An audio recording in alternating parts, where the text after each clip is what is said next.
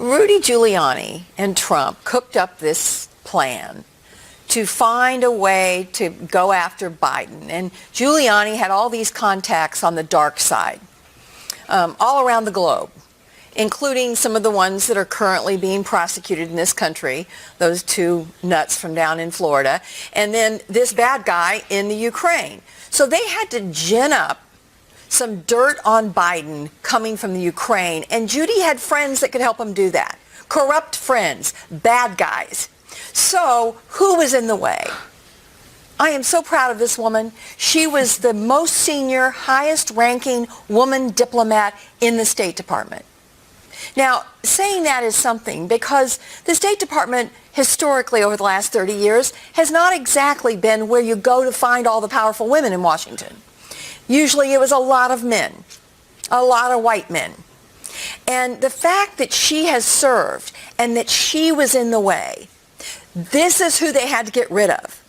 To complete their scam, they had to get rid of this woman. And so they set about to do it with an assist from Sean Hannity and ridiculous pretend journalism outlets. They went after her, and the president now, not staying in the shadows for this bad act, but rather he's out there today with his fat thumbs tweeting to try to intimidate her real time. I'm so proud of her. And every woman in America who has fought in a male-dominated career should cheer for this woman today. Her guts, her accomplishments, and the fact that she's the one that stood in their way. I can get choked up when I think about what this woman has given. If you really walk in her shoes, the country she's gone to, the loneliness that comes with postings like this in the State Department, her accomplishments, the respect she gained over decades and decades of service, and to have these jerks malign the office of the presidency and play this kind of game for political purposes, it should infuriate every American. We saw today witness intimidation in real time by the President of the United States. Once again, going after this dedicated and respected career public servant in an effort to not only chill her, but to chill others who may come forward. We take this kind of witness intimidation and obstruction of inquiry very seriously.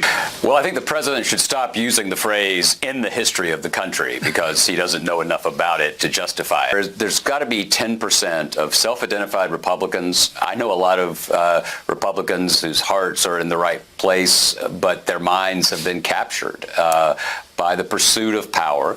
They've decided that taxes and judges are worth putting up with this kind of behavior. And it's not American. It's not dignified. Walter Bagehot, the founder of The Economist in the 19th century, wrote that the British Constitution had two functions. There's the efficient and the dignified.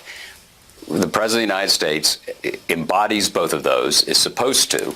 And in this case, he's managed to commit an impeachable act in real time in front of all of us. That's not often we get to watch it on television. We've watched assassinations on television. We've never seen a president in the midst of an impeachment proceeding commit what could well turn out to be an impeachable act in itself, tampering with a witness.